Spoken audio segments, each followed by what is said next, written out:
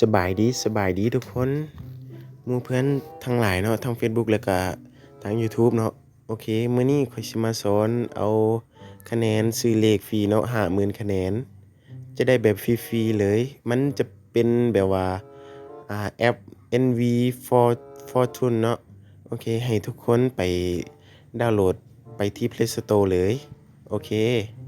หลังจากนั้นให้ค้นหาคำว่า NV Fortune เนาะนี่ตัวหน้าทำอิฐเลยแล้วก็ให้ทุกคนไปกดค้นหาโอเคแล้วก็ให้ทุกคนไปติดตั้งแอปเนาะเพื่อจะสามารถเข้าแอปได้โอเคแอปซื้อเลขโอเคหลังจากนั้นให้ทุกคนไปกดบนคำว่าเปิดเลยโอเคหลังจากนั้นให้ทุกคนไปกดบอลเข้าว่าเข้าสู่ระบบโอเคแล้วก็ให้ป้อนเบอร์ตัวเองใส่เนาะอยู่นี่เนาะโอเคค่อยสิขอปิดเนาะอันนี้มันจะเป็นข้อมูลส่วนตัวเฮา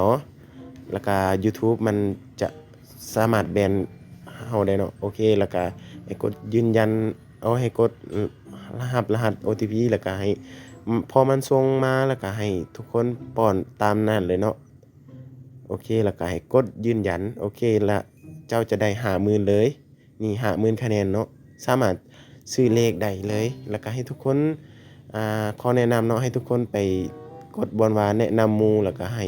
ใส่เลขแนะนำข้อยเนาะ66147563ดีเนาะโอเคให้ทุกคนไปบอนคำว่าซื้อเลขเลยแล้วก็ให้กดซื้อเลขอันนี้ข้อยสิมาตัวอย่างว่า11,000เนาะโอเคจะได้ส่วนลดอยู่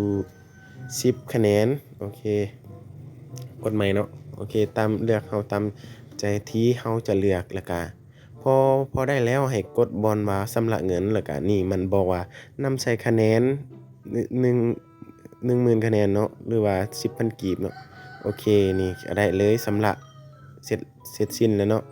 โอเคกดออกจากนี้แล้วก็ให้ไปบอนประวัติเนาะนี่แล้วก็เบิ่งเลยนี่ชำระแล้วอันนี้สัญญาณช้าเนาะกดออกก่อนแล้วก็ให้ไปที่อันนั้นเลยแล้วก็มันเป็นแบบนี้เนาะนี่ให้ทุกคนไปแคปจอเอาไว้เพื่อสะดวกสบายบางเทื่อบินมันจะบ่ได้เนาะโอเคคลิปนี้ก็สอนเบิดเพียงเท่านี้เนาะฝากกดไลค์กดแชร์กดติดตามหน่อยเด้อ